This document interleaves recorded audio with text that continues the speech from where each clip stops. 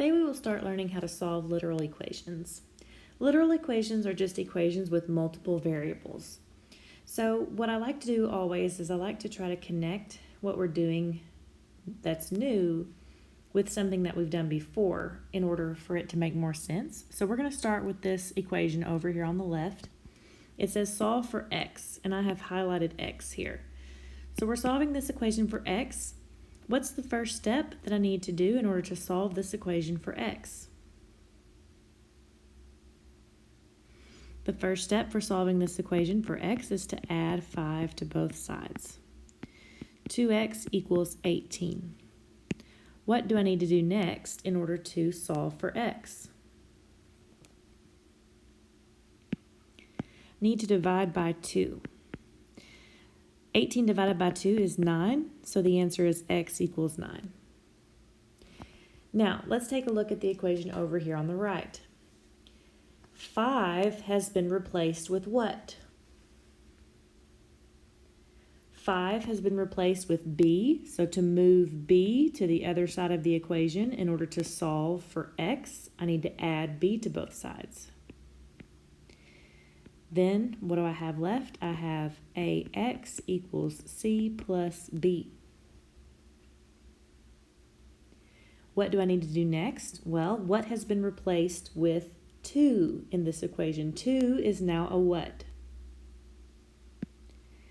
2 is now an a.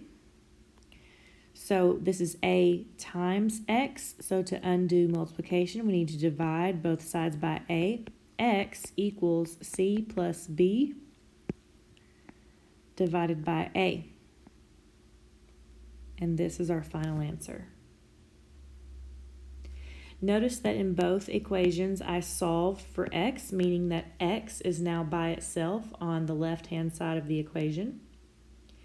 The difference in the answer side is for the equation on the right, c, b, and a, none of those are like terms. I cannot combine any of the like terms over here because there aren't any.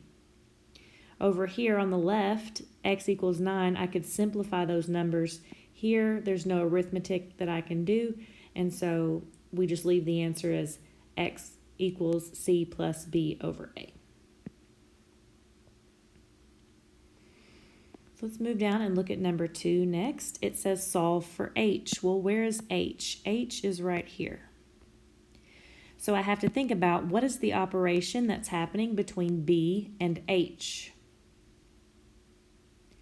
The operation between b and h is multiplication. So to undo multiplication, what do we need to do? To undo multiplication, we need to divide both sides by b. After we divide both sides by b, what we have left is a over b, or a divided by b equals h. We can write this in the opposite order, and it means the same thing. H equals a over b. For this next problem, we need to solve for t. Where is t? T is right here. So this time, t is being multiplied by both p and r. So to undo multiplication, again, we need to divide. And we can divide by two things at the same time. I can divide by p and r at the same time. So once I divide both sides by p and r, I have I over pr equals t. I could also write it like this, t equals I over pr.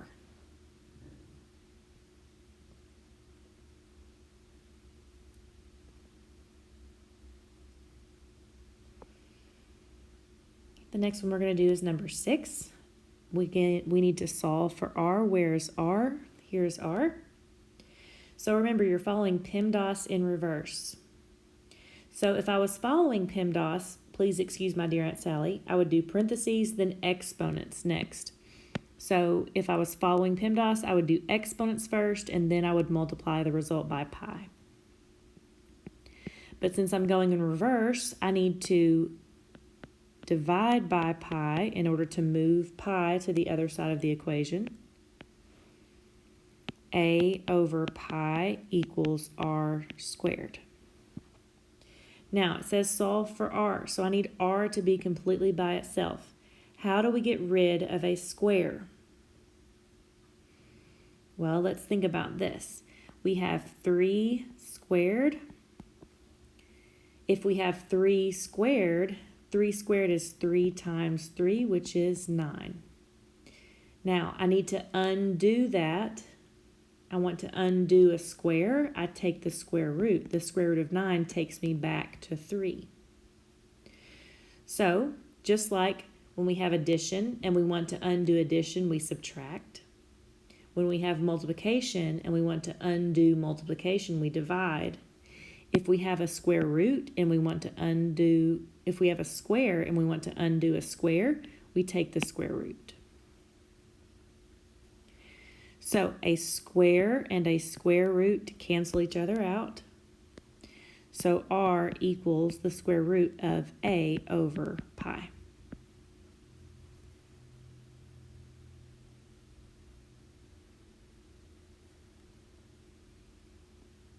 Okay, the next one I want to do together is number 7. It says solve for c. Where is c? So in order to solve for c, I need to get everything else away from c. To move s to the other side of the equation, we need to add s to both sides. M plus s equals c, or c equals m plus s.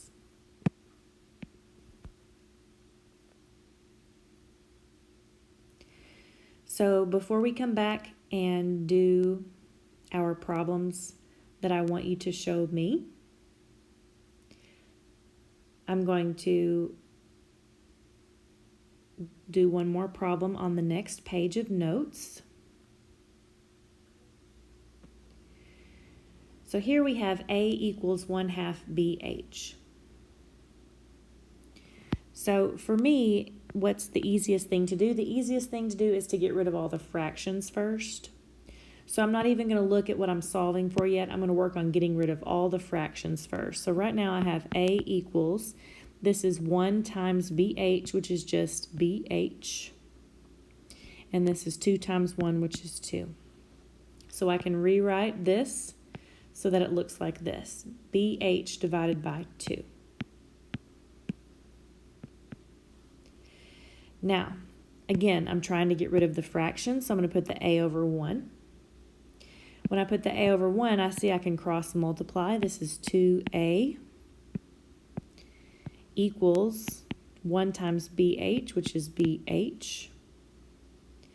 So now that all of my fractions are gone, I'm going to go and I'm going to see I need to solve for H. So let's do that.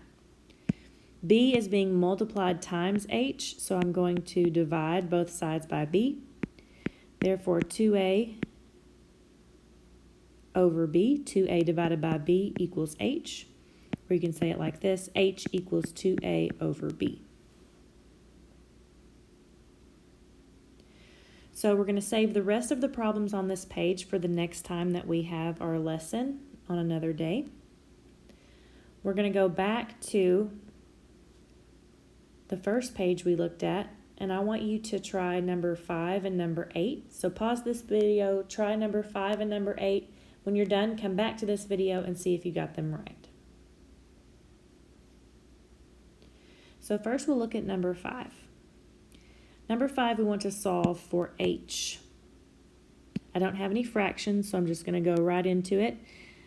L and W are being multiplied times H. So to undo multiplication, I need to divide. So V over LW, equals H, or H equals V divided by LW. For number 8, I do have fractions, so I'm going to get rid of the fractions first. I'm going to put the D over 1, then I'm going to cross multiply. D times V is VD, or dV, the order doesn't matter. 1 times M is just M. So after I've cross multiplied, I'm going to look to see what do I need to solve for. I need to solve for M. Well, look, we've already solved for M, so we're good to go. Our answer is VD equals M, or M equals VD.